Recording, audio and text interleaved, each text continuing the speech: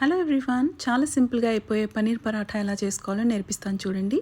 చాలా మనం ఇంట్లోనే పన్నీర్ని రెడీ చేసుకోవచ్చు, లేకపోతే మార్కెట్ నుంచి అయినా పన్నీర్ తెచ్చి అందులోని ఇలాగా స్మాష్ చేసి అందులో పొటాటోస్ 2 బాయిల్డ్ వేసి అందులో ఉల్లిపాయలు చిన్నగా తరిగి అందులో పచ్చిమిర్చి, కొత్తిమీర అండ్ కొంచెం నిమ్మకాయ రసము అన్నీ వేసి బాగా మ్యాష్ చేయాలండి. అంటే బాగా కలిపేసుకోవాలి. కారపొడి కొంచెం 1 స్పూన్ జీలకర్ర వేసుకోవాలి, సాల్ట్ తగినంత వేసుకోవాలి అండ్ నిమ్మరసం వేసుకోవాలి. మీ ఇంట్లో చాట్ మసాలా ఉంటే చాట్ మసాలా కూడా యాడ్ చేసుకోవచ్చు. సో ఇలా చేసిన తర్వాత పన్నీర్ స్టఫింగ్ రెడీ అయిపోతుంది.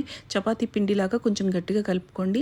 ఆ తర్వాత ఇది ఒక గోళాలాగా చేసుకొని దాంట్లో ఒక్కొక్క స్పూన్ పన్నీర్ స్టఫింగ్ అనేది మనం ఇందులో ఫిల్ చేసుకుంటూ ఈ రకంగా చూపించే విధంగా పన్నీర్ స్టఫింగ్ని లోపల వరకు ప్రెస్ చేసుకుంటూ మనం ఆటాని ఇలా రోల్స్ లాగా పెన్విల్స్ లాగా చేసుకుని తర్వాత వీటిని చక్కగా చపాతీలాగా మనము అద్దుకోవాలి. అంతేనండి. తర్వాత మంచిగా నెయ్యి వేసి ప్యాన్ మీద పెట్టి కాల్చుకోవాలండి.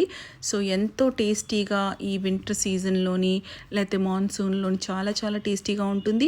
పిల్లలకి పెద్దవాళ్ళకి ఎంతో హెల్దీ కూడా. నెయ్యి వేసుకుని కాల్చుకుంటే దాని టేస్ట్ ఎన్హాన్స్ అవుతుంది. పైనుంచి హెల్త్ వైజ్ కూడా నెయ్యి అనేది ఎప్పటికీ మంచిది కదండి. సో ఈ రకంగా పన్నీర్ పరాఠా అనేది చాలా సింపుల్గా ఎంతో ఈజీ స్టెప్స్తో మనం చేసేసుకోవచ్చు.